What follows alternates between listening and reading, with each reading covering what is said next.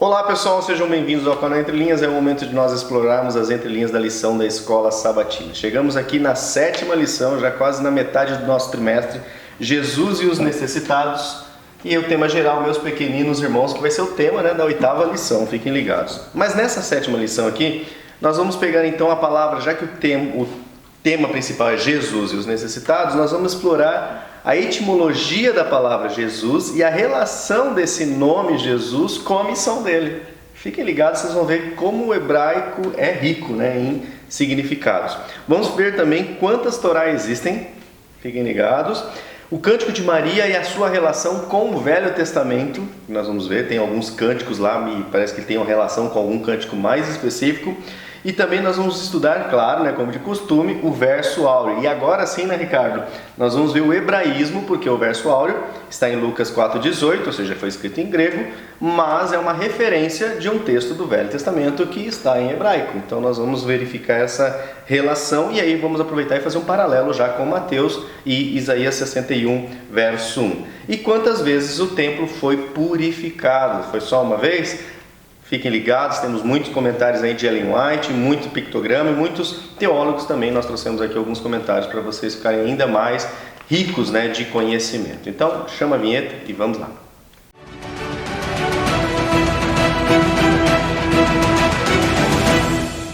Bom pessoal, antes de nós então adentrarmos nas entrelinhas aqui da lição, vamos ler alguns comentários aqui que nós tivemos no vídeo anterior, onde foi servir ou adorar, eis a questão, a frase que nós colocamos na miniatura. Zainab Nossabein, não sei se é assim que se pronuncia, disse assim: participo da IASD com um trabalho bonito com os judeus, se chama BBTS. Gostamos muito do canal, estamos seguindo desde janeiro deste ano e sempre assistimos até o fim, os corajosos, Quando puderem, venham nos visitar, um abraço. Zainab, manda aí, de onde vocês são. Deve ser Benediction. Benediction, isso. Evelyn Horton, obrigado, amei, fui até o fim, isso aí, Evelyn, e aprendi muito, Deus os abençoe ricamente, nós também temos aprendido bastante. A Lúcia Souza de Abreu, sempre comentando com a gente, voltou a comentar, como precisamos contemplar Jesus Cristo. E na lição de hoje, Lúcia, vai ter ainda mais material para a gente refletir sobre esse tema aqui de contemplação de Cristo. E acho que é Banco Financiar Móveis, mas quem fala é Adailton, Meu nome é Adailton Nascimento, eu estou aprendendo muito com vocês, muito obrigado mesmo, só vitória. Marli Lima, bom dia, agradeço a Deus por mais esse estudo bíblico, é a primeira vez que estou vendo o vídeo de vocês, muito excelente as suas explicações, amei em nome de Cristo. Que bom, Marli, te receber aqui no canal, espero que você não esqueça de se inscrever, já comentou, curtiu os vídeos e que você continue aprendendo cada vez mais aí com os conteúdos. A Esmeralda Viana, minha sogra. Oi meninos, feliz sábado, obrigado por mais uma lição, obrigado a você, sogrinha, por estar aí comentando, assistindo o vídeo. Costa Osborne, aprecio muito o trabalho de vocês, estudei hebraico com um professor muito querido, filho de testemunhas de Jeová, falava outras línguas orientais como persa e árabe. Ouvir o comentário da lição explorando o hebraísmo me dá saudade das aulas de hebraico. Hashtag fui até o fim e depois volto a ouvir de novo, é isso aí, Costa, E hoje nós vamos ter mais hebraísmo, espero que você goste. João Alexandro, França, parabéns, excelente conteúdo, valeu João. Jaqueline Heirik ou Eirik, obrigado por mais esse estudo, Muito importante para nos ajudar. E o Antônio novamente, deixa eu só pegar o nome dele aqui que eu esqueci. Adailton, desculpa, E o Adailton novamente. Olá, feliz sábado, eu estou aprendendo muito com vocês. Obrigado vocês, pessoal, por comentar. É importante que vocês comentem, porque ao comentar, o YouTube entende que esse conteúdo é relevante e ele começa a sugerir para os seus amigos, para os seus vizinhos até, porque o YouTube sabe o seu IP, sabe o seu computador, sua localização, então ele começa a sugerir. Então é muito importante que você comente, deixe seu like e, claro, se inscreva no canal. Lembrando que esses slides que a gente apresenta aqui estão disponíveis através de um link aqui na descrição do vídeo. Nessa descrição do vídeo nós temos lá os grupos do WhatsApp, Famílias Entre Linhas 1 e 2, e temos o Família Entre Linhas ADM, onde nós postamos somente coisas aqui do canal e é onde só os administradores postam, tudo bem? E também tem o link do Intelectos Apologética, que é um canal do YouTube, parceiros nossos, que sempre nós estamos aí trocando materiais. Beleza, pessoal? Vamos então às entrelinhas, Ricardo? Vamos começar então explorando o significado do nome Jesus, já que Jesus ajuda aos necessitados. Isso. Antes disso, vamos um rápido panorama geral da intenção do autor da lição. Sim. Gente, nós estamos na lição 7. Está no meio. E até agora, o autor da lição trabalhou com o Velho Testamento. Está bem clara qual é a intenção do autor da lição. Porque agora a lição 7 é um marco, um divisor de águas, é um marco distintivo, que nos mostra qual é a intenção do autor da lição. O autor da lição, ele pegou, desde o começo, foi lá do Gênesis, pegou Torá, Gênesis, Levíticos, Número, Deuteronômio, para mostrar que toda a Bíblia, essas são 12 lições, não, 13.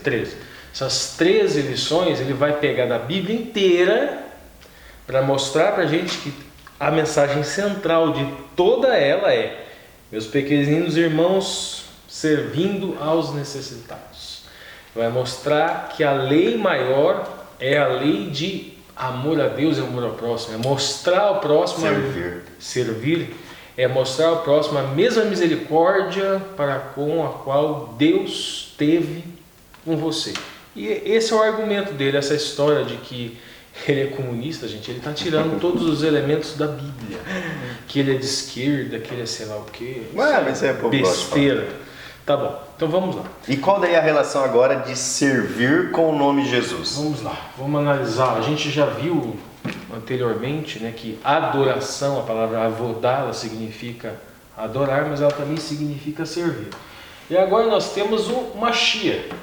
O nome dele coloquei aqui, ó, Mashiach. O nome Yeshua. Vou dar um zoomzinho, pode falar. Pode dar um zoom.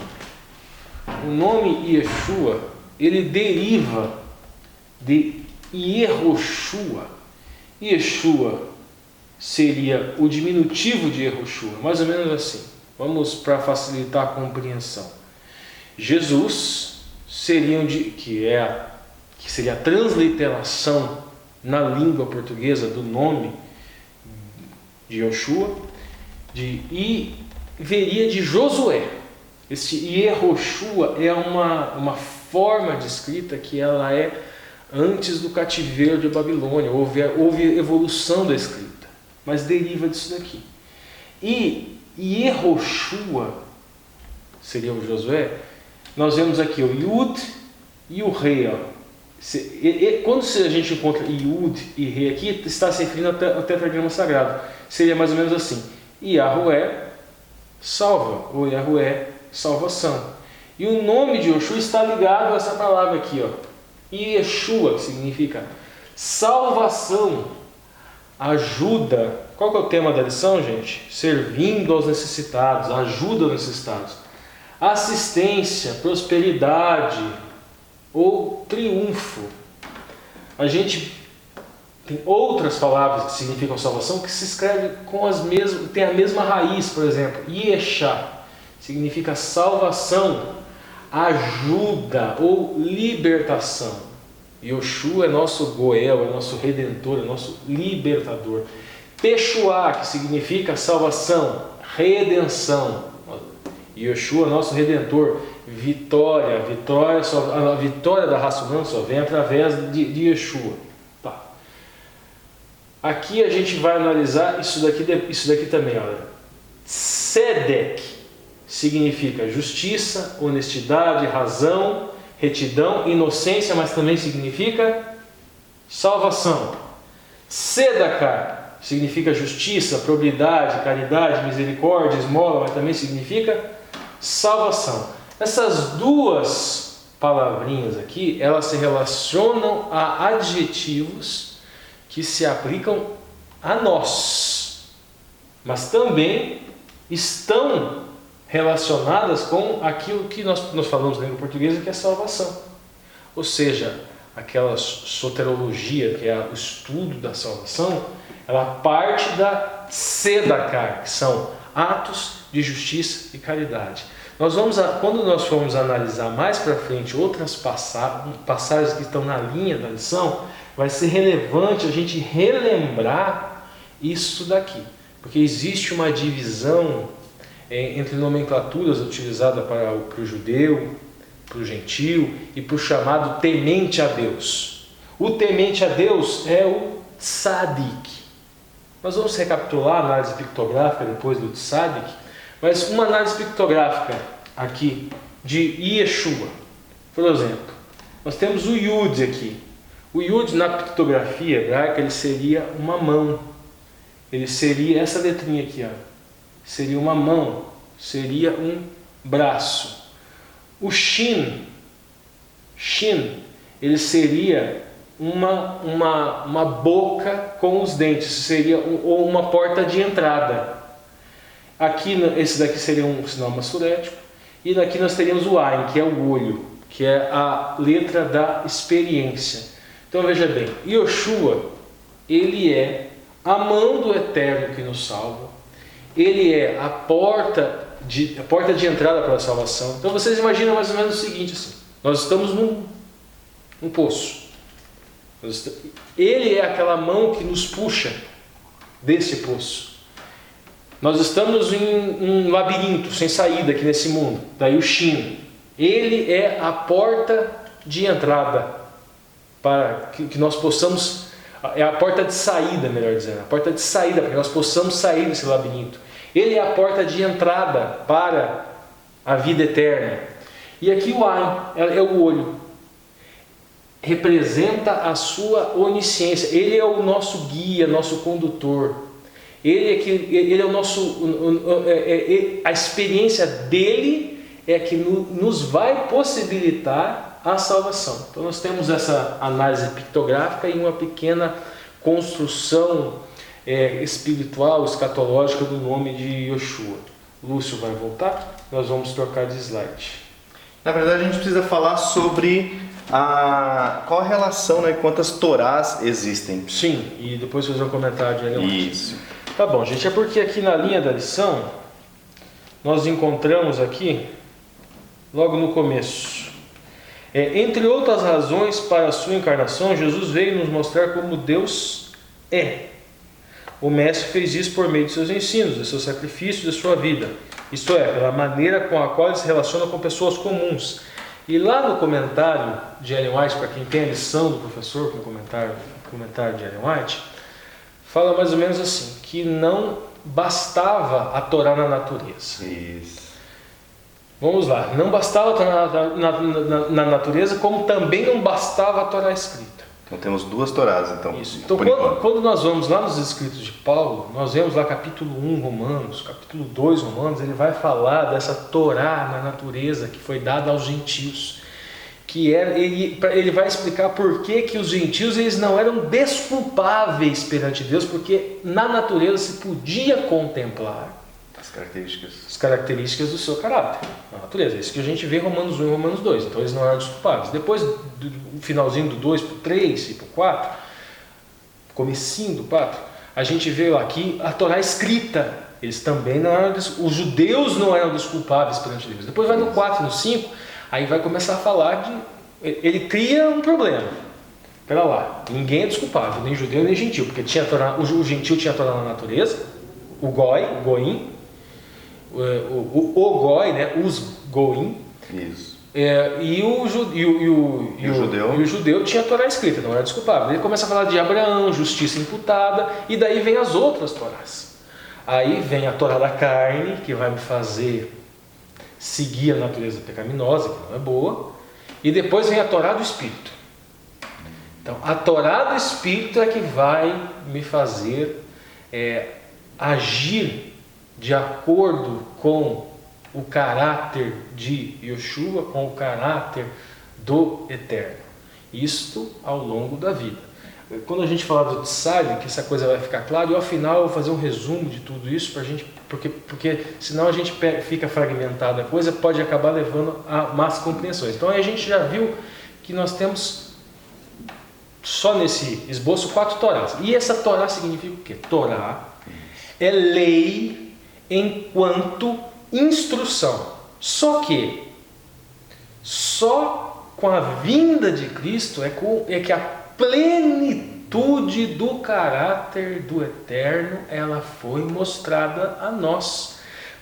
Poderia ter textos e mais textos, milhares e milhares e milhares de palavras que não seriam suficientes. As ações do Mashiach, essa sim, é que se pôde revelar de forma esmiuçada o caráter do Eterno. Lê lá, Lúcio. Ciência do Bom Viver, página 419, diz assim: Deus viu que era necessária mais clara revelação, tanto de sua personalidade como do seu caráter, do que a que nos é oferecida pela natureza. Ele enviou seu Filho ao mundo, para, tanto quanto a vista humana podia suportar, manifestar a natureza e os atributos do Deus invisível. E aí tem um comentário, deixa eu só pegar a referência aqui para vocês, que também é Ciência do Bom Viver, página 422.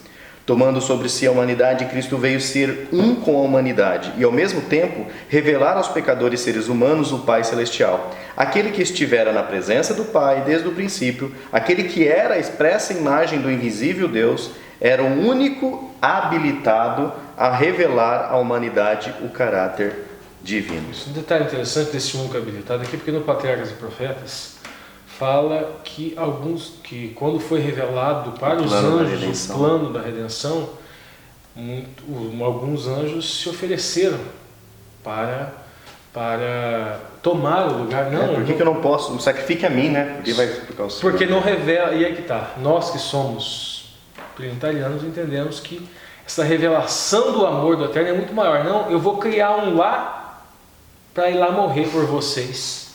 Não, eu vou morrer por vocês. Então, quem acredita que na triunidade do Eterno, ele entende que esta revelação ela é maior ainda. Não, ele não escolheu um para morrer pela humanidade. Não, ele próprio morreu pela humanidade. E vai ter mais comentários também sobre isso, né? Vamos avançar então agora para domingo, onde nós vamos ver, né, o Cântico de Maria. Vê lá, Lúcio. Minha alma engrandece o Senhor, e se alegrou o meu espírito em Deus, meu Salvador.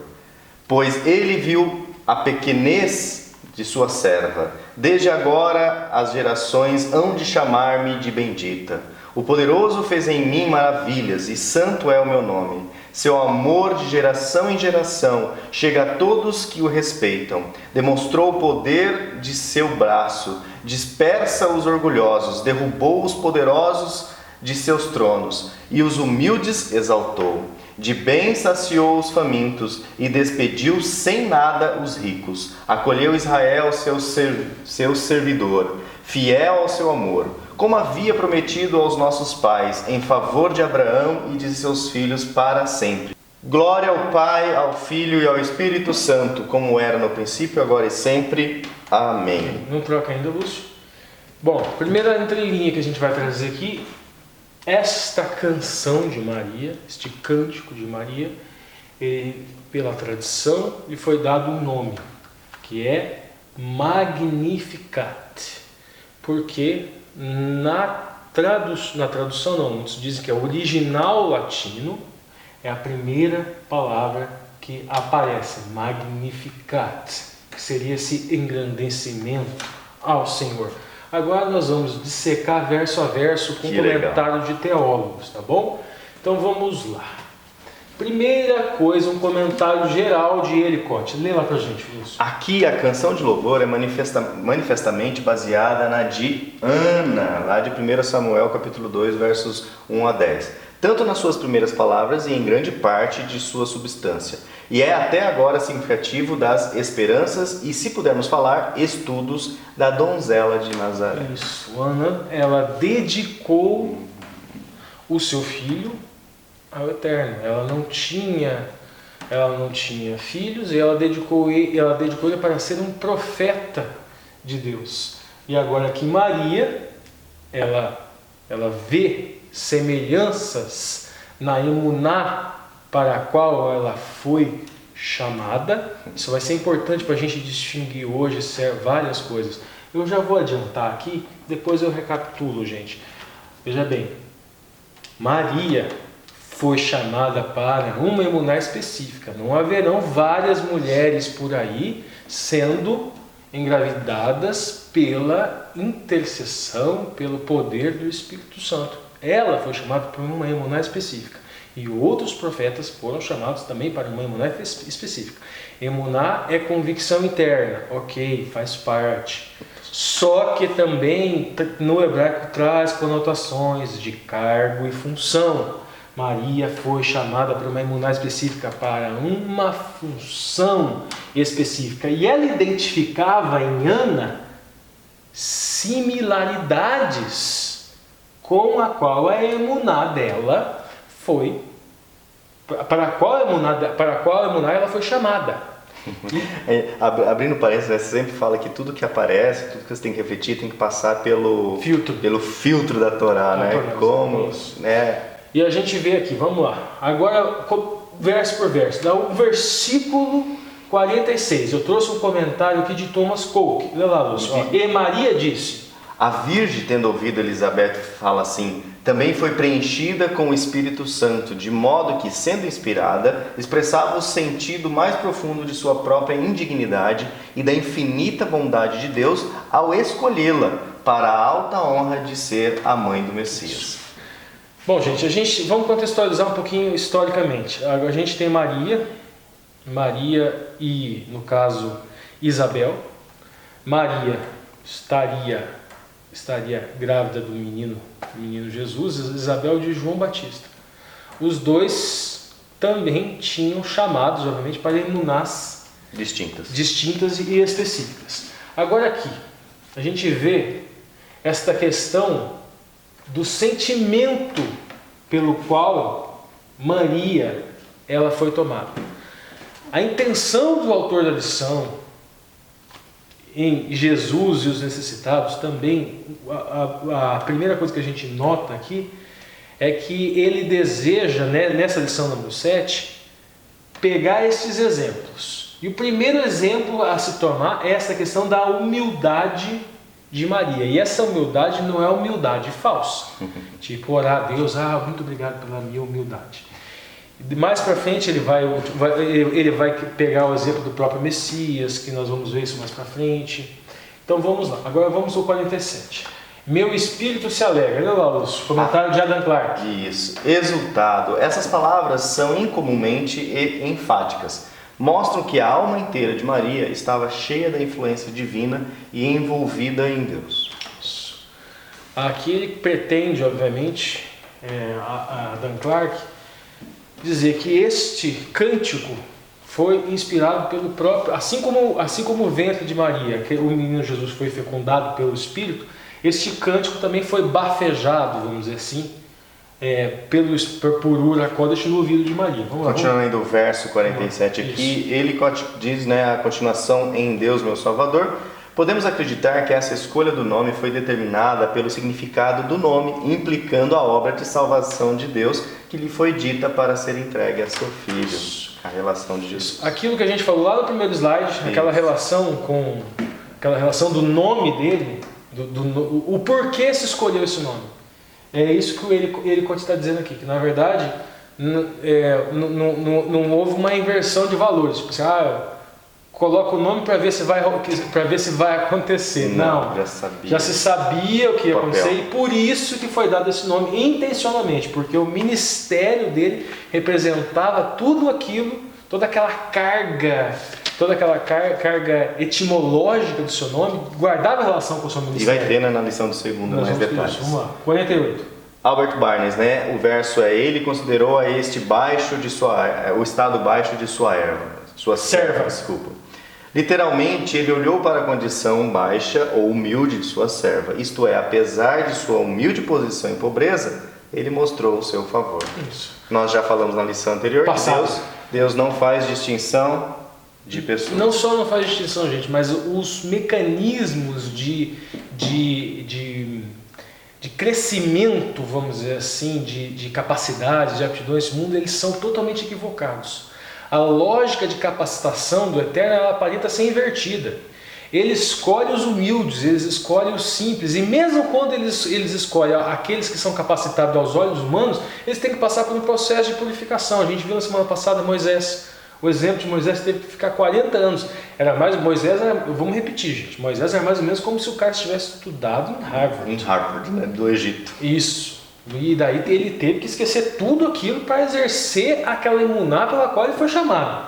Vamos lá. Tem uma palavrinha aqui na linha, né? Até falou reino invertido, como que é aqui? Isso, ele fala no reino invertido. Reino invertido, né? Vamos lá, a gente já chega lá. Verso 49, Adam Clarke, né? Aquele que é poderoso fez-me grandes coisas, né? Ou milagres, né? Quando Deus a enche com sua bondade, ela se esvazia para ele em louvores. E afundando em seu próprio nada, ela confessa que só Deus é tudo em todos. É muito comum hoje em dia aquele discurso.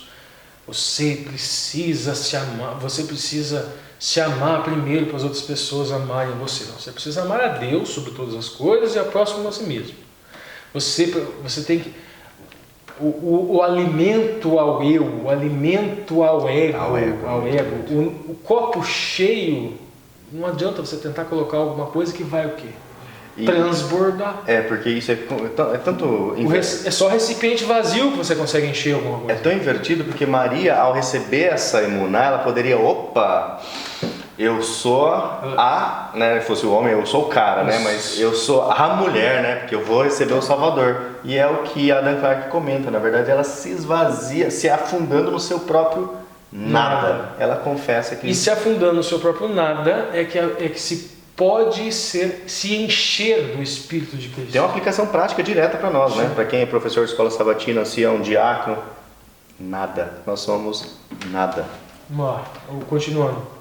Santo é o nome dele. Provavelmente a palavra que Maria usou foi Hesed, né? Embora algumas vezes traduzamos santo, né? Veja lá Salmo 86:2, Salmo 145:17. Mas o significado apropriado é bondade abundante, bondade exuberante. E isso bem concorda com a seguinte classe, né? Não só concorda, como a intenção do autor de encontrar elementos agora também no Novo Testamento para falar sobre misericórdia para com o próximo, passa também por esse hebraísmo que Adam Clarke encontra no Novo Testamento, e ele baseia o seu fundamento em Salmo 86:2 e Salmo 145:17, dizendo que a palavra provavelmente que ela falou, porque ela não falava grego, foi escrito em grego, mas ela falou aquilo em aramaico, que é uma língua parente do hebraico. Provavelmente teria sido Hesed. E este nome em hebraico é Shem. Nós vamos usar isso mais para frente. Shem é nome, só que também significa reputação. Então, quando fala que Hesed é a reputação dele, significa que é o nome dele, né? Significa que misericórdia é a sua reputação. E Cristo veio para cá para tornar mais claro, mais evidente, que a reputação do Eterno é misericórdia. Que lição riquíssima, né? Continuamos agora os versos ainda do Cântico de Maria, verso 50. Elicote, né? Sua misericórdia é sobre os que o temem. As palavras, como lidas por aqueles para quem escreveu, São Lucas, quase parece aperfeiçoar o evangelho do apóstolo dos gentios. Aqueles que temiam a Deus não se encontraram entre os filhos de Abraão, mas também entre todas as nações. E ele mostraria sua benignidade a todos os que deveriam encontrar esse temperamento. O pessoal deve ter estranhado muito esse texto aqui, quem estava prestando atenção em casa. Então eu vou explicar e depois eu vou ler de novo. Existe uma tripartição de conceitos. Aqueles que são chamados Israel teriam nascido da linhagem de Jacó. Não é bem assim. Porque na verdade Jacó é o nome dele dado pelos pais. Israel é o nome espiritual. Yasharel, reto Deus. E o que ele fez para ganhar esse nome, essa reputação? Porque a reputação dele, Jacó, Yaakov, Esaú fez um trocadilho com Yaquev, que é trapaça. Então a reputação dele era de ser trapaceiro. Então ele troca agora a reputação dele por uma reputação de reto com Deus. O que ele fez? Ele não te solta enquanto não me abençoares. Então qualquer pessoa que se prender com o Eterno não te solta enquanto não me abençoares é Israel. Tá? Essa história de Israel espiritual, tudo isso é para facilitar uma coisa que na verdade é pedagógico, não está errado, mas tudo bem. Agora, se utilizou, não, Israel é o literal, é aquele lá da genealogia, é aquele da linhagem, é do gene. E daí se utilizava um outro, que era o goi, que é o estrangeiro, goim. Só que a gente já acompanhou aqui no canal várias e várias e várias profecias que utilizam a expressão goim e é traduzido por nação. Nação, povos. Nação. Porque essa mesma expressão goi, ela também se aplica a nações. E tem várias profecias de Abraão para os goi. Todos os povos. Tá, continuando. Mas se convencionando. Então temos o Israel, temos o judeu e aquele que não é nenhuma coisa nem outra, que não é gentil, porque gentil é quem não é judeu. Mas espera lá, gente, teve uma leva de povos que existiam muito antes de Jacó. Tem pessoas patriarcas, por exemplo, e daí Abraão, ele era o quê? Ele era judeu? Ele era o quê? Então alguns falam, não, temente a Deus. Só que Abraão seria temente a Deus. Só que esta expressão também com o tempo, ela, como tudo se contamina, né? Passou no tempo de Cristo ela ser utilizada para outros povos também. E não mais naquele sentido, por exemplo, Abraão é temente a Deus. Não, eles já falam, não, Abraão é nosso pai. Abraão virou judeu. Isso, como se tivesse mais ou menos assim. Mais ou menos assim. Deixa eu só pegar um... Agora, antes de você pegar agora você pode ler. Tá. Porque veja bem aqui, ó. Sua misericórdia é sobre os que o temem. Então, provavelmente aqui, o que é o hebraísmo no texto aqui? Provavelmente ela teria utilizado a expressão tzadik, que é aquele justo. E quem é o tzadik? Tzadik é quem pratica tzedakah. Se você vê a história de Abraão, gente, Abraão, vocês não conhecem meu pai, mas é muito parecido com meu pai, aquela pessoa bonachona, que traz todo mundo para dentro da casa, que quer, não, toma lá um suquinho, e às vezes traz gente para morar dentro de casa, ele já fez isso. Esse é o Abraão, é aquele que pratica tzedakah, atos de caridade. Então a misericórdia é para quê? Isso independente de ser da linhagem de Jacó. Exatamente. Então a misericórdia é para os que o temem, os tzadik, que pratica tzedakah. Vou ler a partir daqui, né? Isso. Aqueles que temiam a Deus não se encontraram entre os filhos de Abraão, mas também entre todas as nações, e ele mostraria sua benignidade a todos os que deveriam encontrar esse temperamento. Agora comenta lá, Lúcio. Então, eu queria comentar porque nós estamos estudando lá com os adolescentes sobre Balaão, né? E uma coisa interessante, porque quando você lê muito por cima, você acha que Balaão era um profeta que fazia parte do povo. Não fazia parte do povo de Deus. Na verdade, ele foi contratado, inclusive, pelo rei. Para quê? Para amaldiçoar o povo de Israel que estava passeando lá no Egito. Então, quer dizer, quem que era Balaão, então? Balaão não era do povo descendente de Jacó. Era um navio. Era uma outra linhagem. Ele teve uma emuná específica, ele era de uma outra linhagem, ele era um tzadik chamado para ser um navio. Infelizmente, ele se perdeu no meio do caminho. Se perdeu, mas você viu que Deus fala assim, não lide com aquele povo. Não vai, aquele povo é escolhido. Então, mas Deus está falando com Balaão. Balaão não era da linhagem de Israel. Sim. Então, assim, abre muito a mente quando você vê. Vamos lá, versículo 51, ele demonstrou força. Literalmente, ele forjou força. Aqui o paralelismo, né, com 1 Samuel 2,3 fica muito próximo. De quem o orador pensou como um orgulhoso, não podemos saber, né? Eles podem ter sido os patentados, né, do mundo em que viviam, Herodes e o imperador de Roma. Eles podem ter sido os homens de Jerusalém, que desprezaram a Galileia, ou as das outras cidades e aldeias da Galileia que desprezavam Nazaré, ou, embora, né, menos provavelmente, os de Nazaré que desprezou o carpinteiro e sua noiva. O que ele pode estar falando aqui? Que esta frase demonstrou força na libertação. Pode ter sido a libertação do povo em geral, porque o filho dela foi ou a libertação dela própria, ou as coisas também podem se relacionar. Vamos dizer assim, a gente sabe, ou o que se utilizou aqui? Herodes, né? Isso. Herodes e o imperador de Roma. O que aconteceu? Decreto, mata todas as crianças, porque os três reis magos chegaram lá. Pera lá, cadê o Messias? O Messias não está aqui? Aí, que história que é essa? Aí ele foi, isso pode ser perigoso, pode me destronar. Então o que eu vou fazer? Vamos atrás desse menino, vamos dar um fim nele. Então ele demonstrou força. Ele quase está dizendo, pode ser nesse sentido. Nesse sentido ele demonstrou força quando impediu que o rei Herodes aniquilasse o próprio o Messias e por via de consequência todas as esperanças da humanidade.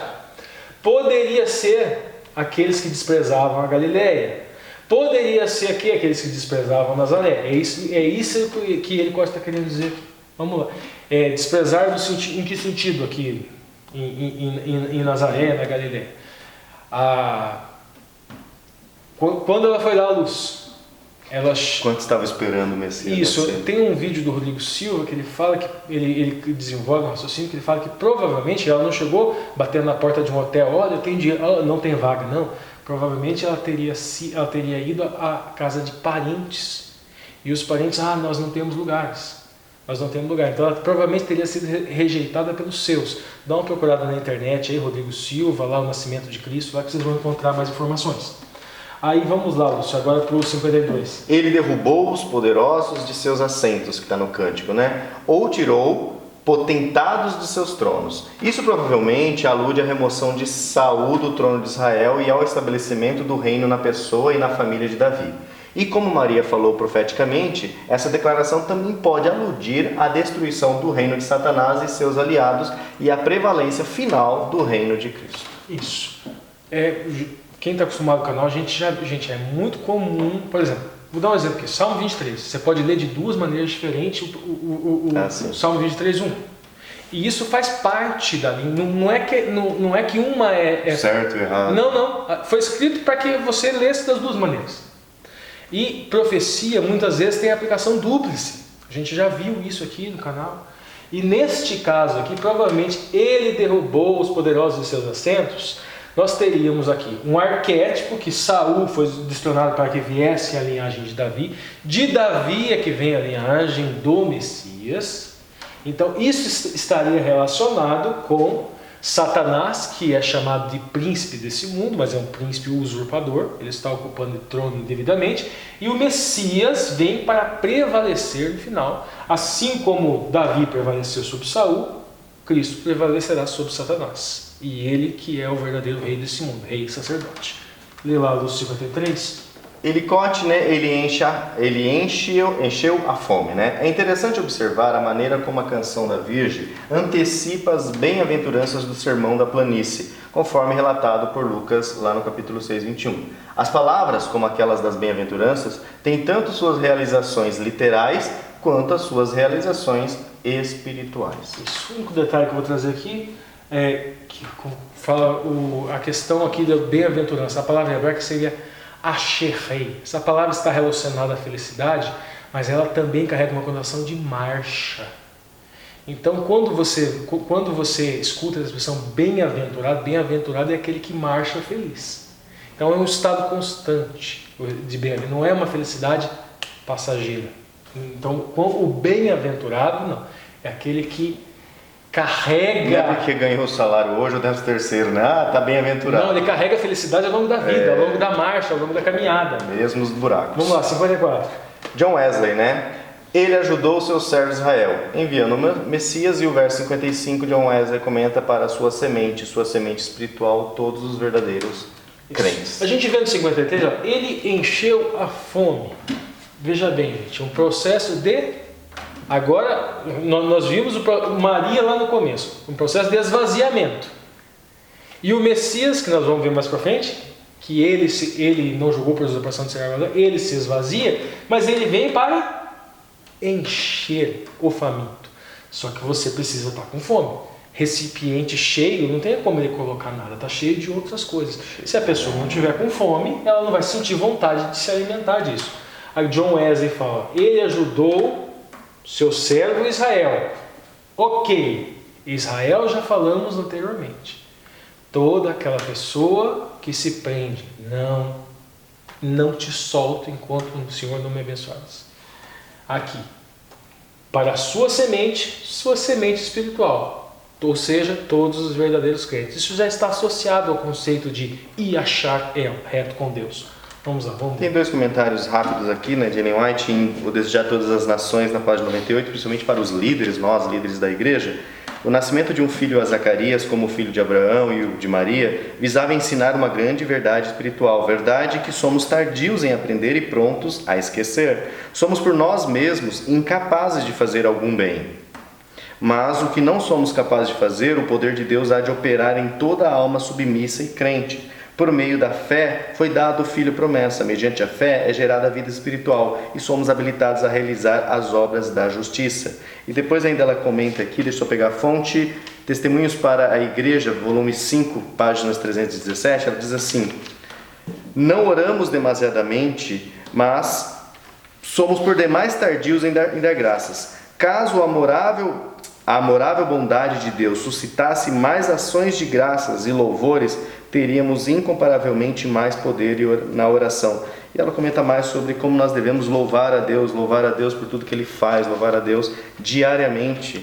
E ela fala que muitas vezes a gente ora, mas esquece de louvar a Deus como Maria. A última coisa, gente, é a questão desse reino invertido aqui. É comum a gente pensar o povo como sendo a base da pirâmide e os ricos na ponta, mas nós pensamos aí em que sentido? O sentido do trabalho.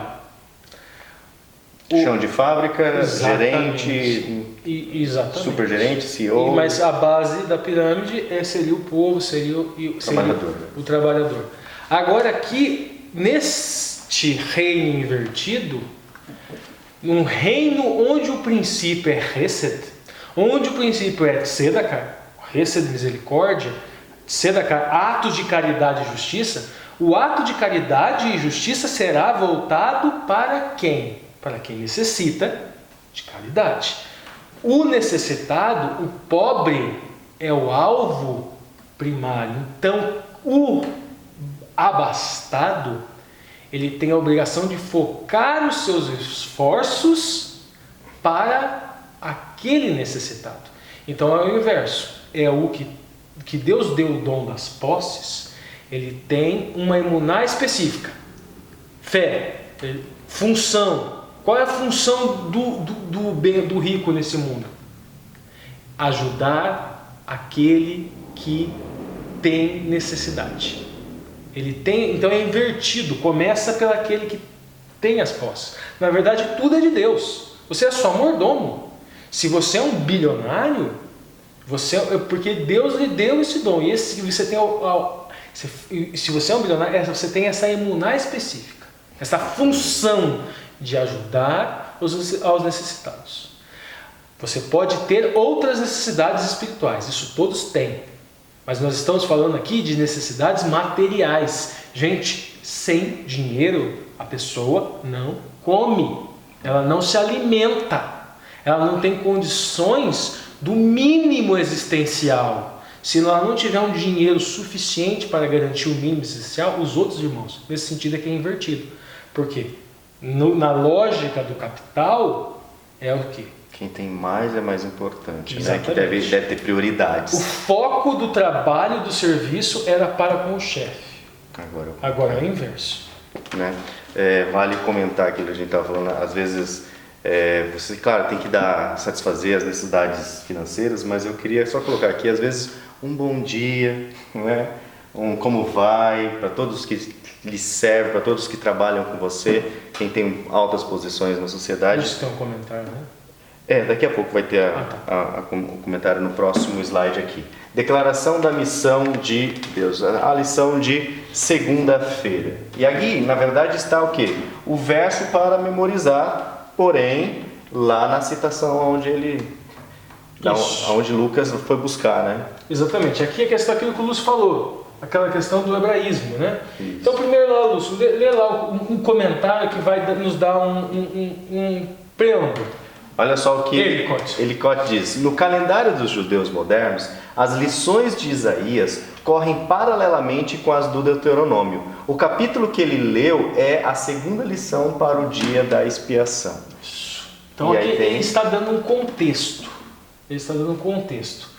Ellicott está querendo dizer aqui que provavelmente foi lido isso no Yom Kippur, no dia da expiação. E está registrado em Lucas 4, isso. Né? E em Lucas 4 Jesus vai citar Isaías em Lucas 4. É aí que nós vamos buscar o hebraísmo.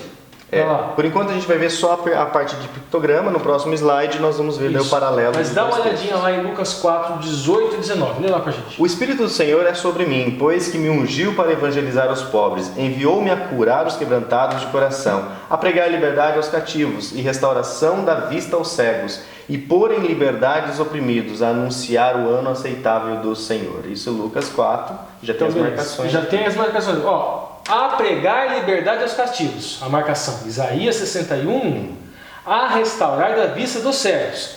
Isaías 58, 6. E pôr em liberdade os oprimidos e anunciar ano aceitável ao Senhor. Isaías 62, 2. 61, 2. 61, 2. Agora a questão aqui, gente, olha, Espírito do Senhor. Lá em Isaías 61, 1, nós encontramos isto. O Espírito do Senhor, Jeová. Alguns teólogos entendem que esse Espírito do Senhor teria sido acrescentado, outros entendem que não, que estaria no original, mas a questão é, a palavra é Rua, Adonai e Yerivi. Agora a questão aqui, gente. Vou lá das Rua, outras. a questão do Espírito. A gente tem a letra Resh, que seria cabeça. E a gente tem aqui Uret, que seria a cerca. Ou seja, Rua seria a proteção da cabeça. Nesse sentido, porque Rua estaria associado com essa parte da garganta, maxilar, assim, aqui nessa parte da boca. Porque Rua é vento também, é espírito, é alma. E esta parte aqui estaria associada à vida. Agora, o Espírito do Senhor, o Espírito de Adonai, você estaria ligado à fonte da vida, ao eterno. Esta expressão é utilizada, muitos teólogos entendem que não exclusivamente ao Messias, mas a todos os seus seguidores. Aqui nós vamos ter que analisar em conjunto isso daqui, e mais para frente, quando a gente chegar na terça-feira, com algumas profecias. A gente encontra lá em Isaías esse Espírito do Senhor associado ao Messias, ok. Só que a gente encontra também em Joel, e esse Espírito do Senhor estaria também associado escatologicamente a um momento ao qual Pedro no Novo Testamento identifica o Pentecostes, onde o Espírito do Senhor, e eles têm línguas de fogo, e eles fazem prodígios, e na casa de Cornélio, onde os gentios. Então nós temos um vínculo aí entre o Messias, entre judeus e entre gentios, e essa noção do Espírito do Senhor derramado.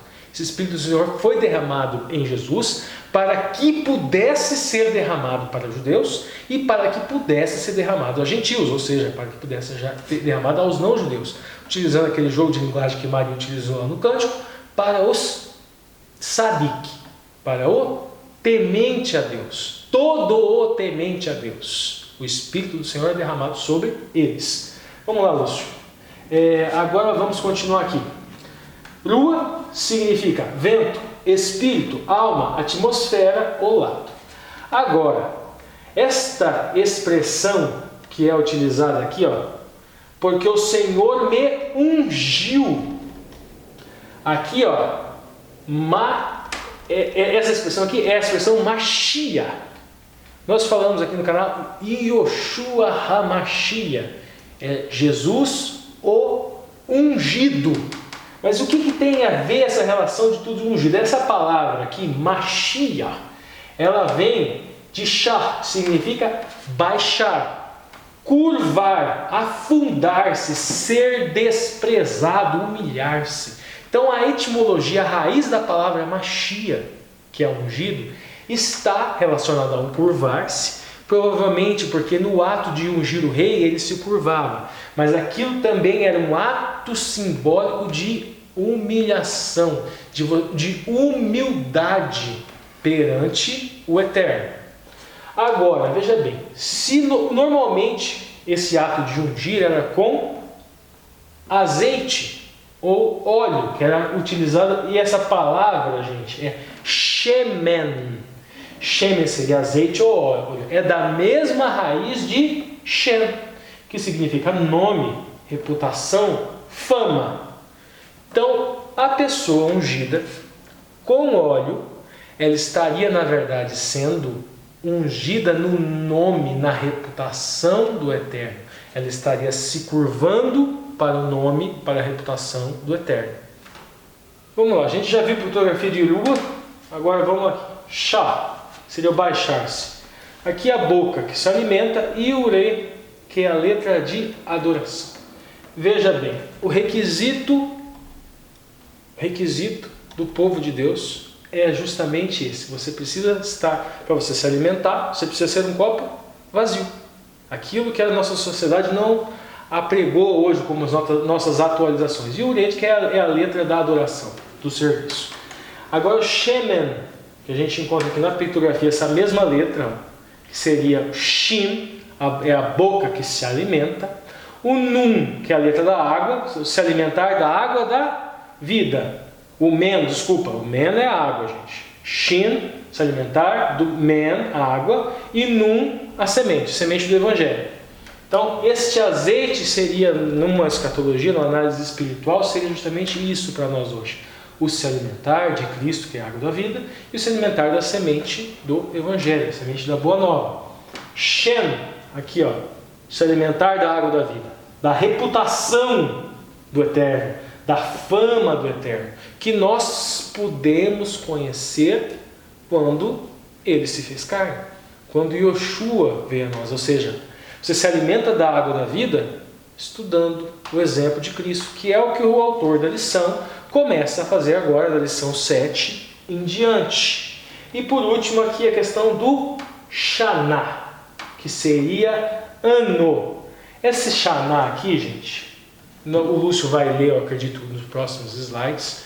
Os teólogos entendem, e nós vamos ver isso, os teólogos falando, que isto estaria se aplicando ao ano do jubileu. O ano do jubileu acontecia o quê? Nós teríamos o Shabat, que seria o Shavá, o cessar semanal.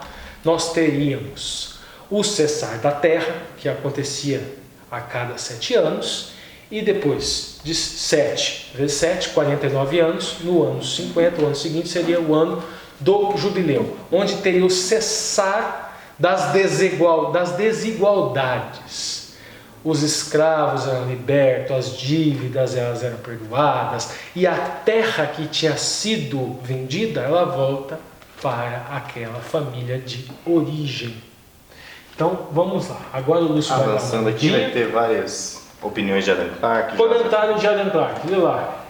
Na maioria das profecias de Isaías há um sentido primário e secundário, ou um assunto remoto ilustrado por um que está próximo. A libertação dos judeus do seu cativeiro na Babilônia é constantemente usada para ocultar a salvação dos homens por Jesus Cristo. Até mesmo o próprio profeta é uma pessoa típica e às vezes pretende representar o grande Salvador. É evidente a partir de Lucas 4,18 que esta é uma profecia do nosso bendito Senhor e sua pregação, e no entanto é tão evidente que se refere principalmente a Isaías pregando as boas novas de libertação aos judeus. Primeira parte aqui do Adam Clarke que a gente tem. Na maioria das profecias de Isaías há um sentido primário. Qual seria? Libertação do povo de Babilônia. Isso. E o secundário? Libertação do cativeiro de Satanás nesse mundo. Nesse sentido. O assunto remoto e um ilustra um mais próximo. A libertação dos judeus do cativeiro de Babilônia é constantemente usada para ocultar a salvação dos homens. Jesus Cristo. Bem explicado aqui. Muitas vezes o profeta é pessoa típica. Por exemplo, Isaías, nós vemos o profeta sendo chamado de filho do homem. E vemos Jesus chamado filho do homem. Isso. Então a profecia estava se referindo só a Isaías? Não, aos dois. Teria esse duplo sentido, porque o profeta é arquétipo. Por exemplo, Davi. Quando fala que o trono de Davi seria eterno, seria Olã, porque os seus efeitos seriam eternos? Pode ser, mas pode ser também porque Davi é tipo e Jesus é antitipo. Davi era rei e sacerdote, Cristo é rei e sacerdote, mas Davi só estava tipificando aquele que é para a eternidade de fato, que era Jesus. Vamos lá, agora Joseph Benson. Como Cristo aplicou esta passagem para si mesmo e assegurou-nos de que cumpriu nele, podemos com a máxima razão concluir que ele é aqui introduzido pelo profeta em sua própria pessoa, e não que o profeta fala de si mesmo como alguns pensaram. Mesmo raciocínio, ele conta. para amarrar o coração partido, né? Que é o trecho. O pensamento primário é o de um curativo de cura aplicado às feridas do coração. O servo de Jeová é o grande médico, bem como o evangelista. Pode ler. Proclamar a liberdade, né? Precisão e pensamento são retirados da lei do ano do jubileu, como você falou lá em Levíticos 25, Ezequiel 46, Jeremias 34. A abertura da prisão, aí está dizendo assim que dá recuperação da visão ao cego. E como o verbo nunca é usado para a abertura de uma sala ou porta, e é usado em Isaías 35, Isaías 42, para a abertura dos olhos, provavelmente esse é o significado aqui, né? Aqui, novamente, ele continua buscando a questão de hebraísmo. Lá no texto grego, literalmente, estaria escrito abertura da prisão. Alguns outros teólogos não, eles não entendem que é prisão mesmo. Nós estamos cativos aqui nesse mundo, entendem que a aplicação seria o cativeiro de Babilônia, então somos libertos da prisão, que no caso é a escravidão do pecado. Agora aqui não, aqui ele pode... Já em Lucas, né? Ele entende que aqui há um hebraísmo, e que como lá não fala em momento nenhum de abertura de porta nenhuma, que na verdade nós seríamos cegos espiritualmente, que teria nesse sentido. E aqui aquilo que eu falei sobre a questão do ano aceitável, porque alguns entendem que esse ano aceitável, que nós encontramos lá na fala de Jesus, e que nós encontramos também em Isaías, seria o ano do jubileu. Vê lá, Albert Barnes. Há provavelmente uma alusão aqui para o ano do jubileu, Elikot. O ano do jubileu ainda está talvez nos pensamentos do profeta, mas o principal ponto da promessa é o contraste entre o ano do favor e o dia único da vingança. Isso. E John Calvin, talvez ele alude ao jubileu. Separei 3 teólogos aqui que falam provavelmente ao ano do jubileu. Mas o interessante aqui, gente, olha só o que ele pode falar, que o importante aqui é a questão do ano do favor e o dia único da vingança. Só que nós olhamos Isaías e nós vemos o ano do favor. Provavelmente seria o jubileu, onde teria o perdão, a ênfase seria o perdão. E nós olhamos a eles, tem o dia único da vingança.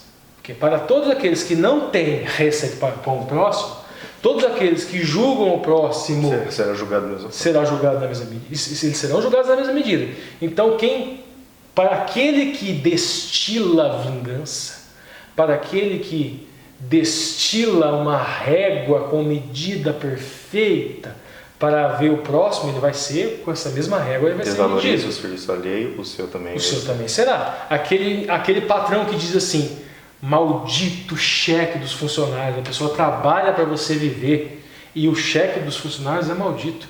É a questão invertida. Questão invertida. Agora, o interessante, gente, é que no Evangelho Cristo você não vai encontrar em Lucas o dia único da vingança. Você vai encontrar o ano do jubileu. Por quê? Será que Cristo não faz parte do ministério dele também nesse sentido de um dia que irá retribuir aquilo, cada um de acordo com a sua obra, de acordo com a sua obra, e esta obra é de misericórdia. Vamos deixar claro bem isso. Não é, eu obedeci isso, eu não matei, eu não roubei, eu não sei o que. Não. Bem distorcido, né? Se bem que se você tem misericórdia para com o próximo, você não mata. Sim. Se você tem misericórdia para com você não rouba. Você não rouba. Tem orgulho e tem esses lados, mas tem o lado do arrependimento, expiação do pecado, coisa e tal, mas tem o lado mais prático mesmo. E tem gente com fome, tem gente precisando de agasalho, tem gente preso que você precisa de visitar, tem gente que não entende a palavra de Deus, você precisa explicar, tem gente que está precisando do Evangelho, e você levando o Evangelho, tudo isso é misericórdia. Mas é o interessante aqui, que a ênfase que Cristo queria dar é para o jubileu. Por isso que há essa missão. Vamos lá, vamos para o próximo. Tem um comentário de Ellen White que eu queria só anotar aqui. Ciência do Bom Viver, Testemunho para a Igreja, volume 8, página 165, que diz assim, já que nós estamos vendo a declaração da missão de Cristo, né? Deve haver unidade no povo de Deus. Não tem que haver separação em sua obra. Cristo enviou os 12 apóstolos e mais tarde os 70 discípulos para que pregassem o evangelho e curassem os enfermos. Disse ele, e indo pregar e dizendo, é chegado o reino dos céus, curai os enfermos, limpai os leprosos, ressuscitai os mortos, expulsai os demônios, de graça recebestes, de graça dai. E ao saírem pregando no reino de Deus, foi-lhe dado poder para curar os enfermos e expulsar os espíritos malignos. Na obra de Deus, o ensino e a cura jamais devem estar separados. O povo do Senhor, que guarda seus mandamentos, deve estar unido. Satanás imaginará todo artifício para separar aqueles que estão procurando ficar unidos. Mas o Senhor se revelará como um Deus que julga. Estamos trabalhando sob as vistas do exército celestial. Há entre nós um divino vigia, inspecionando tudo o que é planejado e realizado. Então, pessoal, vamos nos unir nas igrejas. Só para quem acha, gente, que você não vai ser julgado com a mesma régua que você mede o próximo, é só você lembrar, nós estamos falando de Jesus, né? Como é a oração de Jesus? Perdoa-nos as nossas dívidas, assim como nós perdoamos os nossos devedores, né? Ok. A lição padrão, a oração padrão. Vamos então avançar agora para a lição de terça-feira. Vamos lá, terça, quarta e quinta ainda. Jesus cura. Agora sim o paralelo, né, de Mateus e os comentários com Isaías. Vamos lá, dá uma lida, Lúcio, Mateus 12, 15. Sabendo disso, Jesus retirou-se daquele lugar, muitos o seguiram e ele curou a todos os doentes que haviam entre eles, né? Advertindo-os que não dissessem que ele era. E continuando, né? Isso aconteceu para se cumprir o que fora dito pelo profeta Isaías. Eis o meu servo, a quem escolhi, o meu amado em quem tenho prazer.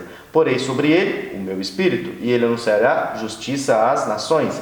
Não discutirá nem gritará, não quebrará o caniço rachado, não apagará o pavio fumegante, até que leve a vitória à justiça. Em seu nome as nações porão sua esperança. Nós vamos analisar agora aqui desse outro lado, gente, a primeira, a questão do meu espírito, essa questão de justiça às nações, essa questão de nem gritará, como assim? O que quer ver esse grito? Esse caniço rachado. Vamos lá.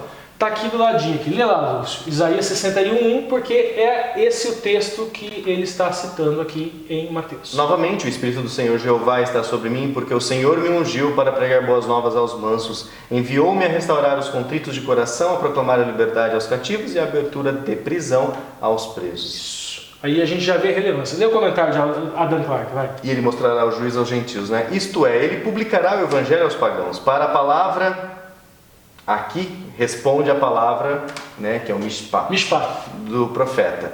E é usada entre os hebreus para significar leis, preceitos e todo um sistema ou corpo de doutrina. Isso. Primeira coisa, questão do espírito a gente já explicou nos slides anteriores. Falamos lá da questão do Pentecostes, falamos da casa de Cornélio com relação aos gentios, falamos de Isaías com relação a Jesus. A gente tem a relação ali do batismo de Jesus também, a pomba, sobre no batismo que ela vem do céu sobre ele. Então, essa questão do Espírito do Senhor Jeová, ela está bem relacionada, já explicamos. Agora essa questão aqui, gente, ó, justiça às nações, a palavra aqui, como a Dan Clark fala, em hebraico seria a palavra mishpat. É a mesma palavra que foi utilizada lá atrás, quando Samuel advertiu o povo. Quando o povo chegou para Samuel e falou assim: olha, Samuel, você já está velho, seus filhos já não são uma grande coisa, arruma um rei como são dos outros povos sobre a gente, para que eles façam shipat, justiça. E daí, olha, mas daí Samuel fala, a mishpat dele vai ser assim, assim, assim, assim. E aí é traduzido geralmente por costume, mas é essa mesma justiça para as nações. Então o Messias, na verdade, esse papel de mishpat, de justiça, ele estava lá no profeta Samuel, que era arquétipo do Messias. Aí houve, de certa forma, uma divisão ali, o rei ficou com várias atribuições e o profeta vinha dar uma ajudinha ao rei, que ouvia se queria, né? Se fosse realmente um rei bom, um rei realmente ligado a Deus, ele ouvia aquilo que o profeta estava falando, porque o profeta é a boca de Deus, né? Mas outros não ouviam. Mas então essa expressão aqui, justiça a todas as nações, é que ele será rei e sacerdote. Ele vai legislar, ele vai julgar, ele vai executar o juízo, vai executar essas leis, vai executar essas sentenças em todo esse sentido. É isso que Adam Clark está dizendo aqui com a palavra mishpat. Agora, continuando. A outra coisa aqui, ó, ele nem gritará. Essa questão do ele nem gritará, a gente vê aqui, ó, Adam Clark ainda. Ele fala que é o grito do guerreiro. Lê lá. Que ele não deve gritar como um guerreiro. Exatamente, porque ele vai estabelecer uma mishpat de paz, de shalom. Agora, Albert Barnes, ele traz um outro comentário aqui sobre essa questão do caniço rachado. Acho que é do outro ainda, do não gritará, né? Ele deve ser manso, reservado e passivo. Não, é o caniço rachado também. Mas continua. Os dois, é a mesma coisa. Ruas eram locais de reunião, o significado é que ele não deve buscar publicidade e popularidade. O grito e o caniço rachado. Agora, Albert Barnes, o caniço rachado, a cana quebrada. Uma cana quebrada e machucada é um emblema dos pobres e oprimidos. Isso significa que ele não oprimirá os fracos e pobres como fizeram os guerreiros e os conquistadores vitoriosos. Isso. Então, esse nem gritará, ele não quebrará o caniço, é uma comparação com os guerreiros. Ele será um rei, mishpat, ele terá um costume, mas o costume dele é de misericórdia. O costume dele é de guerra? Não. O costume dele é de misericórdia para com os pobres, para com os fracos. Isso que Albert Barnes fala. A gente encontra aqui na lição a questão da cura. Eu quero enaltecer o quê? Por que a gente falou de emuná aqui? Falamos de por qual a relevância. Vai ser muito relevante quando a gente chegar na terça-feira, quando for falar assim, mas nós estamos na terça já. Terça, exatamente. Isso. Vai ser muito interessante na classe. Na classe. Quando vocês chegarem na terça-feira, que alguém, por exemplo, trouxer a seguinte indagação: mas a igreja tal, eles fazem cura, por que a gente não faz cura?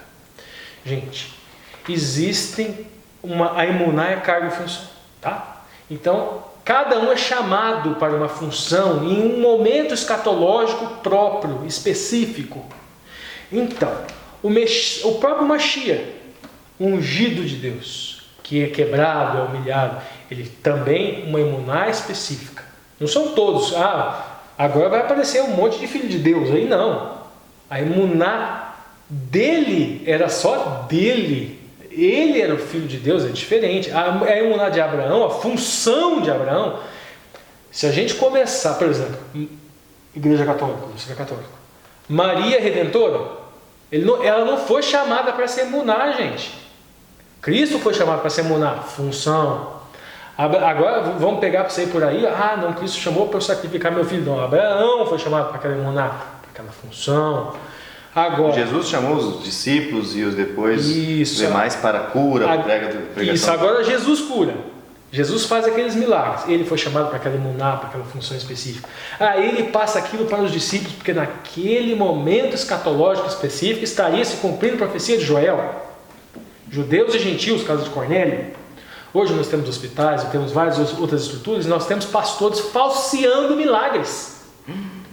Falseando milagres. Pessoas, e levanta, e depois, porque eu fui curado pelo espírito de um câncer. Depois você fica sabendo, 3 meses depois a pessoa morreu de câncer. Gente, isso é muito, muito, muito sério. Circo, shows espetaculosos para falsear cura. A ênfase... Técnicas, linguísticas, de manipulação, para que a pessoa... a dor de cabeça passou. Manipulação, hipnose, porque a dor a dor é possível falsear, a doença não. Mas eu não sei quanto tempo eu levantava. Eles pegam pessoas mais sugestionadas à hipnose e fazem elas levantarem e não sentirem, não estou sentindo mais dor. A dor é falseada, o problema na coluna não. Não que não existam mais milagres, né? Claro que existe. Nós acreditamos quando que Deus, necessário. Quando é necessário, de acordo com como lhe apraz. Né? De acordo com o que o Espírito lhe apraz. Mas hoje nós temos hospitais, hoje nós temos estruturas bem diferentes, mas haverá um momento em que nós não teremos acesso. Nós não teremos acesso. E aí estas emunás outros serão chamados para esse tipo de emuná específica. Isso também não quer dizer que se você tem um filho doente, ele pode ser ou pode não ser curado. Ele pode, simples assim. No sentido raso, tá? Cura no sentido raso. Porque a intenção de Jesus naquela cura no sentido raso, por exemplo, o cego voltava a enxergar. O sentido raso era enxergar literalmente. Mas o sentido maior, o sentido espiritual, é ele poder enxergar Jesus como Salvador, poder enxergar a Boa Nova, poder enxergar o Evangelho, poder permitir com que Yoshua escreva no seu coração a Torá do Espírito. Esse era o objetivo maior da cura. Cura espiritual. A cura literal era um meio para se alcançar a cura espiritual, que pode lhe dar vida eterna, cura, o último inimigo é a morte. Vamos pro próximo.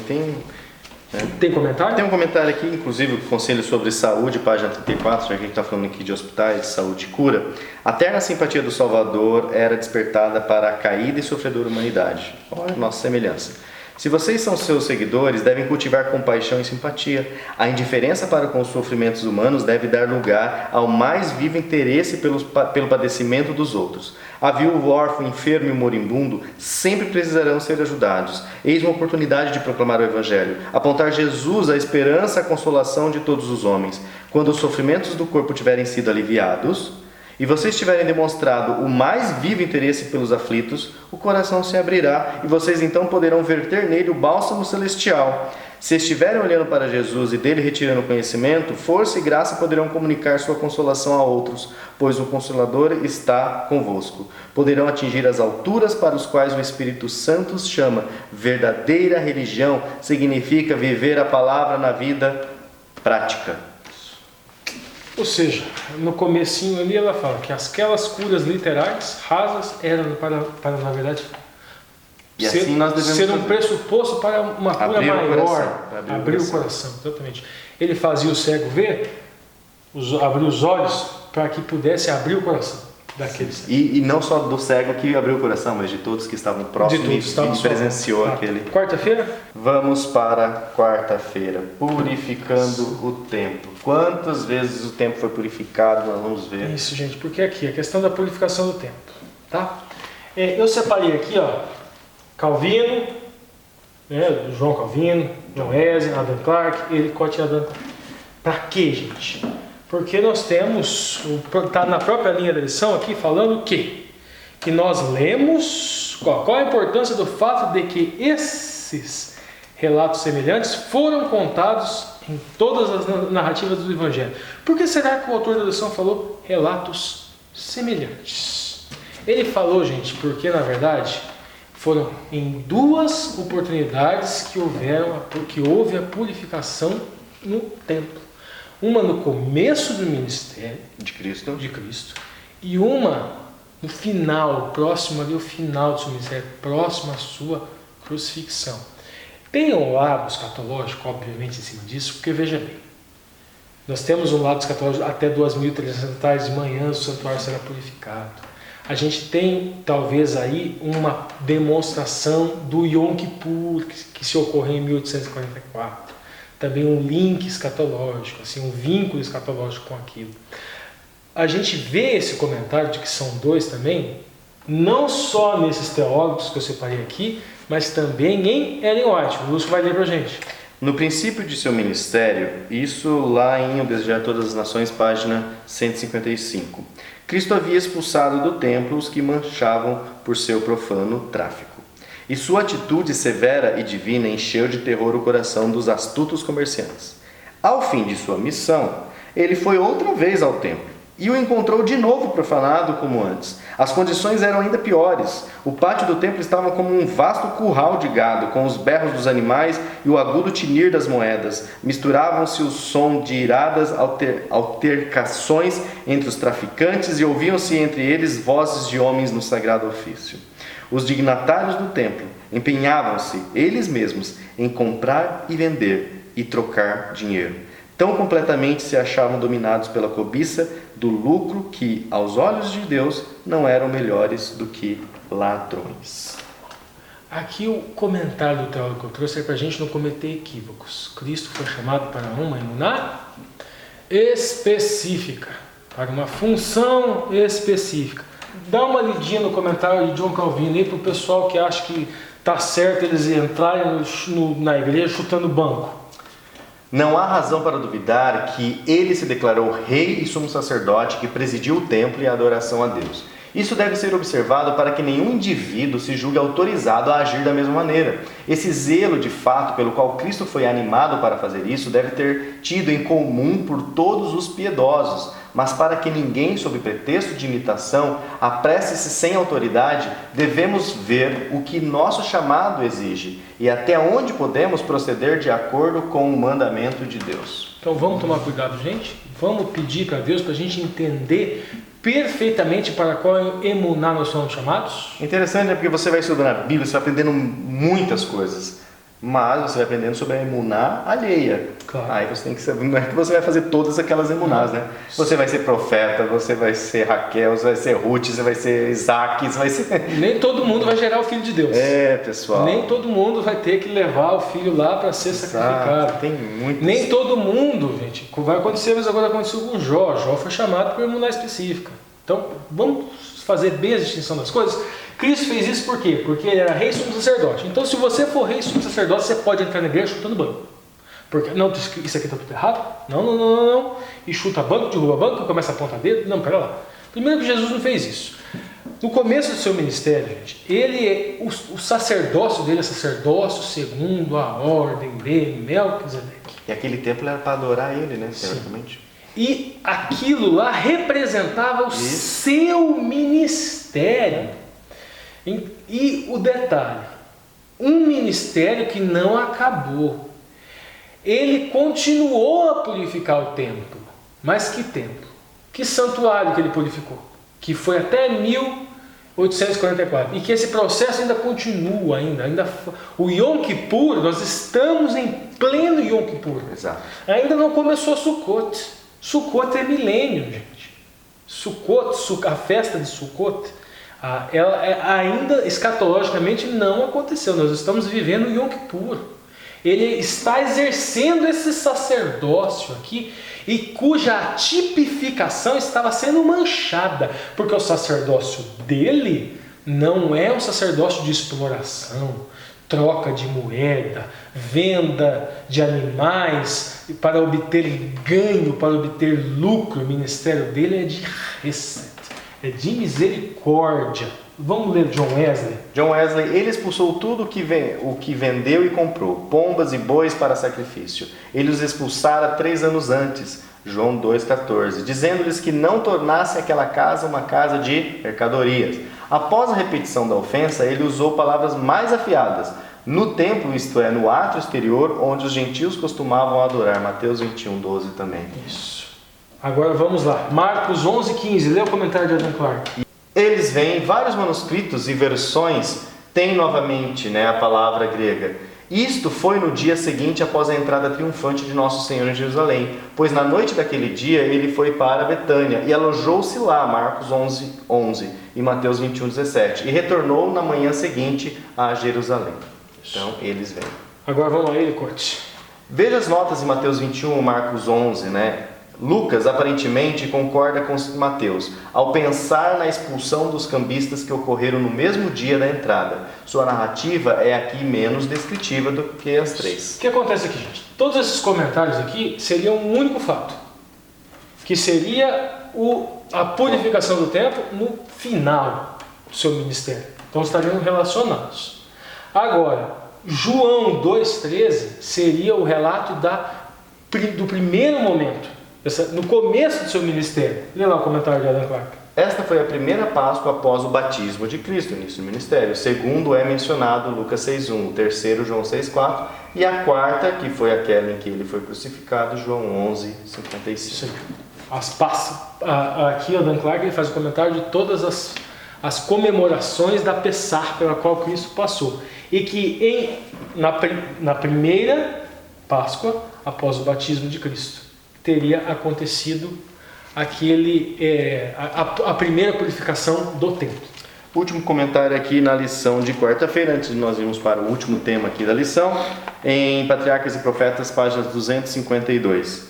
A humildade e a reverência devem caracterizar o comportamento de todos os que vão à presença de Deus. Então a igreja, falar que a igreja é a casa de Deus, muitas vezes, alguns falam, na verdade é um momento onde Deus se fará presente. Então vamos contextualizar, trazer para os dias de hoje. Gente, é muito comum, tá, gente, se utilizar púlpito para vender produto natural, se utilizar púlpito para vender CD, se utilizar púlpito para vender coisas. Então, para qualquer vantagem, para qualquer até isso. Então, vamos tomar cuidado. A gente às vezes só políticos que às vezes aparecem políticos adventistas também aparecem. Aparece de 4 em 4 anos. De na 4 em 4 igreja. anos. E muitas vezes, isso já aconteceu, já vi acontecer, colocam no púlpito. O político, que aparece de 4 em 4 anos, porque estudou na escola adventista, coisa e tal.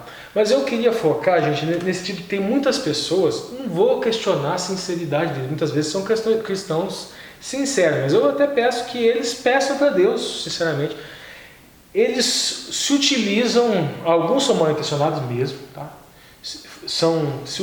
Aquela igreja lá tem a Ellen White, ela fala de reforma alimentar. Opa, já sei, vou aproveitar, vou fazer palestra para aquele povo lá, porque eles gostam muito de reforma alimentar. Saúde, e vou natural. vender as minhas coisas, vou vender os meus produtos naturais, vou vender o meu trabalho. Agora, obviamente que tem gente, não, na verdade são obreiros de fato, que eles vivem naquilo, são pessoas sinceras, são pessoas... Então tem os dois lados da moeda. Então, e a gente deve tomar muito cuidado quando a gente for julgar. O que é uma coisa A gente não sabe. e o que é outra. Não vê o coração. Por isso que eu falei lá, não vamos se achar aqui, que agora, opa, eu sou sacerdote rei, aquele lá, chuta ele lá do púlpito e não sei o que. Vamos com calma. Quem separa o joio do trigo vai ser o próprio Eterno, no momento escatológico específico. Se a pessoa está fazendo isso no púlpito, o próprio Eterno vai cuidar de analisar isso, de julgar isso. Tá bom? Então vamos lá. Vamos então avançar agora. Sim, a cruz de Cristo. Tá, cruz de Cristo. Quinta-feira, gente. A cruz de Cristo. O que acontece? Aqui na pergunta número 5, ele pede para ler Isaías 53, do versículo 3 até o versículo 6. Dá uma lidinha lá, Lúcio, pra gente. Era desprezado e o mais indigno entre os homens, homem de dores, experimentado nos trabalhos. E como um de quem os homens escondiam o rosto, era desprezado e não fizemos dele caso algum. Verdadeiramente ele tomou sobre si as nossas enfermidades e as nossas dores levou sobre si, e nós o reputamos por aflito, ferido de Deus e oprimido. Mas ele foi ferido pelas nossas transgressões e moído pelas nossas iniquidades. O castigo que nos traz a paz estava sobre ele, e pelas suas pisaduras fomos sarados. Todos nós andávamos desgarrados como ovelhas, cada um se desviava pelo seu caminho, mas o Senhor fez cair sobre ele a iniquidade de nós todos. Duas coisas aqui que eu gostaria nesse texto. Primeira coisa, a expressão aqui transgressão, gente, mi pechá é nu, ele pechá é rebelião. Isso daqui não gosto dessa tradução, mas gente, é pecado, mas é o pecado voluntário, é rebelião. É rebelião. Mas ele foi ferido pela nossa transgressão, foi moído pelas nossas iniquidades, aqui vem do avô. O castigo, o interessante aqui, o Senhor fez cair sobre ele, a expressão et bo, a expressão é que o Senhor fez entrar dentro dele iniquidade. É como se ele tivesse se esvaziado de justiça e se enchido de iniquidade. É o avon, o aon, crime. É uma palavra muito pesada.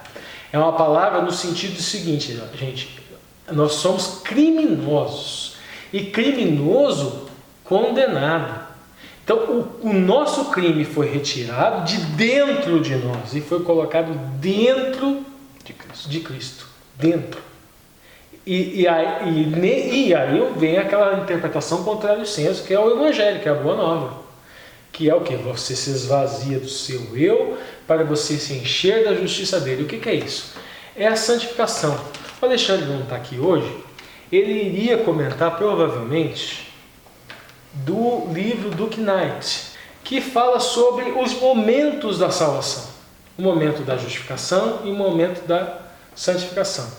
E que a gente costuma entender justificação como se fosse um ato que acontece na cruz e santificação um ato que acontece na vida, os momentos da salvação. Só que o Knight desenvolve o raciocínio de que, na verdade, tanto justificação quanto glorificação acontecem em um ato e acontece também ao longo da vida. Ou seja, é um ato e é um processo. Isso. Justificação é um ato e é um processo, santificação é um ato e também é um processo. E eu vou analisar agora a questão aqui por essa questão de cruz de Cristo, porque é na cruz que ele se fez pecado e se esvaziou, e analisar esses dois conceitos de momento de salvação. Gente, assim, justificação, você é tzadik, homem justo, pratica ato de caridade, ele teve misericórdia para com você, porque ele sofreu a condenação que cabia a você, dentro dele, o seu crime foi para dentro dele, e a sua condenação caiu sobre ele, e isto daqui é Hesed, isso daqui é misericórdia. Agora, a cruz de Cristo você carrega também como? Você também será ofendido. E mesmo ofendido, você terá que perdoar. Mesmo que seja um crime. Porque o seu crime foi perdoado, foi transferido para ele. A sua condenação foi transferida para ele. Então o perdão que cabe a ele veio para você. Então o perdão que você tem que dar, o perdão do próximo, que cabe a você dar, você também dá. Então a sua cruz agora é essa. Então você também carrega essa cruz. E isto é ser justo. Isto é justificação. Enquanto ato, porque ele foi justo e morreu lá uma única vez na cruz. E agora eu sendo justo, ao longo da minha vida, vou ter que praticar atos de justiça e caridade. Tzedaká. O tzadik pratica atos de justiça e caridade, que é perdoar o próximo. Queria aproveitar agora, né? E isso é processo, vida toda. Justificação, vida toda. A Lúcia comentou, né, no vídeo anterior sobre a questão de refletir o caráter de Deus. E Ellen White comenta aqui, Meditação Matinal, de 1965, página 56. Estudem noite e dia o caráter de Cristo. Foi sua eterna compaixão, seu inexprimível e incomparável amor por vocês, que o levou a suportar toda a vergonha, os insultos, os maus tratos, as más compreensões da terra. Aproximem-se mais dele, contemple-lhe as mãos e os pés magoados e feridos pelas nossas transgressões. E aí o que nós lemos, o castigo que nos traz a paz estava sobre ele, e pelas suas pisaduras fomos então sarados. Ficou faltando agora a santificação. Kadosh é uma palavra que significa santificação. Ruach HaKodesh, que é o Espírito de Santidade. Traduzido muitas vezes por Espírito Santo, não tem problema nenhum se utilizar essa tradução. Tá, mas Kadosh é uma palavra que Kadosh significa também casamento. Então, o ser santo, e o apóstolo Paulo se apropria, na verdade, dessa possibilidade linguística do hebraico e cria uma construção onde para falar sobre a relação entre lei e obra, onde você é casado com a lei, aí você morre e aí você se liberta da lei e você pode casar com Cristo, que é misericórdia, que é salvação. Ele é tão exigente contra a outra, só que diferente da outra, a outra não perdoa. A lei não perdoa, a lei condena. Agora Cristo perdoa, te ajuda a cumprir a lei. Essa que é a diferença desse casamento. Então o Kadosh, no sentido de santificação, é aquilo que o Lúcio leu. É você ser casado com Cristo. Você olhar o exemplo de Cristo, você ver como Cristo se comporta, você ver como Cristo age, ele age com misericórdia, ele age com amor, e você copiar, e você imitar. Contemplando este esposo, a igreja, que é a esposa, vai acabar se tornando santa como ele é. É nesse sentido que Kadosh é ato, por quê? Você, primeiro, para você, Kadosh, que nós falamos que é desposar, você precisa se casar. Ou você precisa noivar. Precisa ter uma iniciativa, né? Escatologicamente, digamos, nós somos noivos ainda. As bodas irão acontecer quando ele voltar e ele vai nos levar para núpcias, que é o milênio. Mas enquanto nós estamos aguardando as bodas, que ali é intimidade, que acontecerá na glorificação, na glória, no milênio, depois na Nova Jerusalém, nós precisamos estar nos preparando para este esposo, lembrando, pensando em como é este esposo, o quão ele é Kadosh, o quão ele é santo, e cada vez nós nos aproximando do caráter que é dele. Então, nesse sentido, é um ato, porque nós fomos na Cupá lá e primeiro, nós nos batizamos. Teve lá, igualzinho a esposa se batiza. Ou seja, está se preparando para o noivo. Depois nós aceitamos o noivado, que na simbologia do casamento duraria aproximadamente 2 anos. Não tem nenhuma referência escatológica com isso. Não vai ser 2000 anos não que nós vamos ter que esperar. Ninguém sabe o dia e a hora. Mas nesse período nós estamos também nos preparando para esse casamento. Ou seja, é processo também. Então, justificação é ato e processo, santificação é ato e processo. Legal. E aí falta hoje um comentário sobre Hebreus 4,15. Porque não temos um sumo sacerdote que não possa ter compaixão de nossas fraquezas, antes um tal que, como nós, em tudo foi tentado, mas sem pecado. Isso está falando o quê? Que o nosso Gadol Kohen, nosso sumo sacerdote, ele se fez carne, ele esteve entre nós, ele viveu aqui todas as nossas tentações, ele sofreu as mesmas coisas que nós sofremos, e ele sofreu algo que nós não iremos sofrer. Morte eterna, morte de cruz. Uma rápida explicação. Essa morte eterna é por quê? Richard de alguma coisa, Rodrigo Silva, em um dos seus sermões lá no YouTube, ele cita esse pastor da Andrews. E ele fala que Cristo morreu a morte eterna porque aquela forma dele de arcanjo, Miguel, aquela forma dele de arcanjo, quando ele se esvazia, ele abre mão dela. Por toda a eternidade ele terá a marca dos cravos na mão, a marca dos espinhos, porque a forma com a qual ele assumiu pela eternidade é aquela agora. A forma de arcanjo morreu eternamente. Essa é uma das interpretações no sentido de que, do porquê que ele morreu a morte eterna. Agora você e eu não. O Lúcio deve ter algumas marcas, eu tenho marcas, tenho cicatrizes aqui atrás. Eu tive traumatismo craniano quando era moleque. O Lúcio também deve ter lá os seus... Ixi, muitas marcas. Tudo isso vai desaparecer, gente. Abrir e fechar de olhos. Agora dele, não. Vai servir de um lembrete da consequência do pecado. E um lembrete que a consequência do pecado recaiu eternamente sobre ele. E temporariamente só sobre nós. Ele te diz, melhor, mas aquele que tem em todos os pontos sido tentado da mesma maneira além do pecado. Essas palavras mostram a natureza e os limites dessa simpatia de Cristo. Ele sofre com seu povo, não apenas mostrando compaixão aos que estão sofrendo e tentado, mas levando a si mesmo um sentimento comum de suas fraquezas. Ele pode fazer isso porque ele passou pelo julgamento. Ele mesmo foi tentado. Ao falar de fraquezas, o escritor usa uma palavra aplicável ao povo e ao Senhor, que foi crucificado através da fraqueza. Pessoal, esse foi o vídeo de hoje. Esses foram os conteúdos. Lembrando que todo esse material está disponível aqui embaixo. Espero que vocês estejam curtindo o canal. Não se esqueça, de deixar aí o hashtag Fui Até o Fim mesmo, que são vídeos longos. Se vocês perceberem, só a nossa introdução do vídeo, às vezes já é o vídeo dos youtubers por aqui.